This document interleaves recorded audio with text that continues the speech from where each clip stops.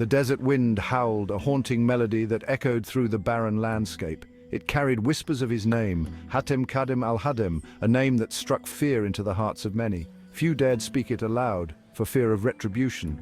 His presence was felt even in his absence. He was a phantom, a nightmare in human form, lurking in the shadows, unseen but always there.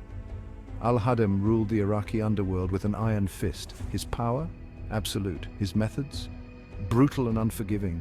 Al-Hadem's story is one of violence, corruption and fear. He thrived in chaos, using it to his advantage. He exploited the suffering of others, turning their pain into his power. To understand his rise, we must journey back in time to the roots of his dark empire. Back to a time when Iraq was on the brink of collapse, a nation torn apart by war and strife. His name still sends chills down the spines of Baghdad's residents, a ghost of the past that refuses to fade. But who was Hatem Kadim al-Hadem? What drove him to such darkness? This is his story. Hatem Kadim al-Hadem's crimes were the stuff of legend. His name struck fear into the hearts of many, and his actions left a trail of terror across Baghdad. They were whispered in hushed tones, as if speaking too loudly would summon his wrath. His reputation was built on the fear he instilled in the community. He was a ruthless killer, known for his cold-blooded methods and lack of remorse. His eyes showed no mercy, and his hands were stained with the blood of countless victims. His weapon of choice? Fear itself. He orchestrated kidnappings with meticulous planning. Ransoms were his lifeblood, and he thrived on the desperation of those who sought to save their loved ones. Businesses paid protection money, knowing that refusal meant certain death. His cruelty knew no bounds. He targeted the innocent, showing no discrimination in his choice of victims. Families were torn apart and communities lived in constant dread. He preyed on the vulnerable, exploiting their fears and weaknesses. His ruthlessness was legendary, and his name became synonymous with terror. One story tells of a wealthy merchant who defied him, believing he could stand up to the terror. The merchant's courage was short-lived. The man's family vanished overnight, leaving behind an empty home and a chilling message. The message was clear: no one was safe from al-Hadem's reach. Al-Hadem reveled in his notoriety.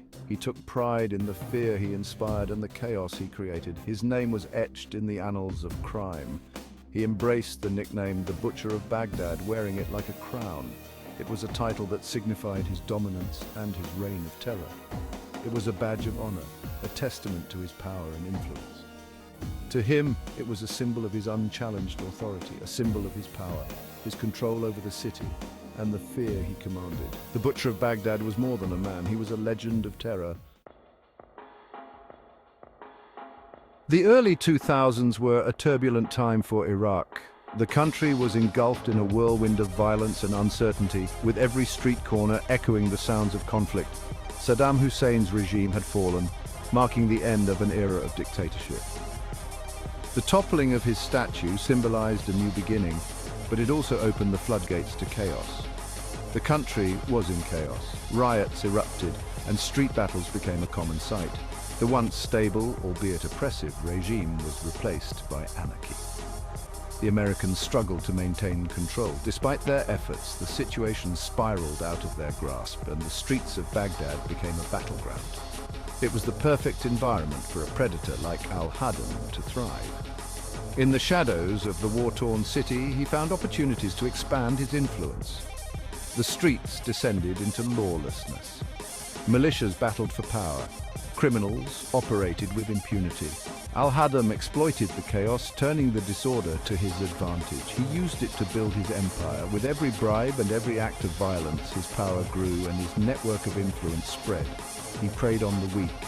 He bribed the corrupt. Vulnerable people became pawns in his game, and corruption became his currency. He instilled fear in everyone else. The mere mention of his name sent shivers down the spines of civilians who lived in constant dread. He was a master manipulator. With cunning and deceit, he pulled the strings, orchestrating events from behind the scenes, and Iraq was his playground. In the desolate landscapes and ruined cities, al-Hadem reigned supreme, a dark figure in a land of turmoil. Section 4, a toxic web of power.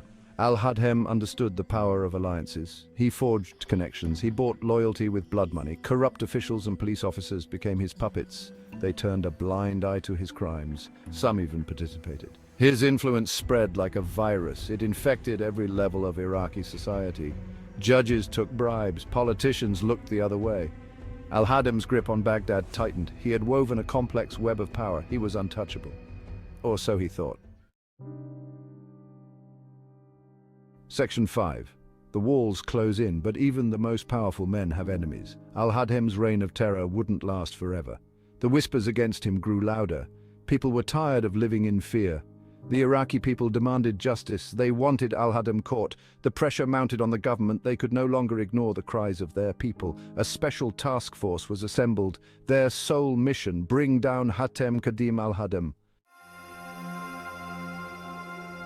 Section 6. A legacy of fear.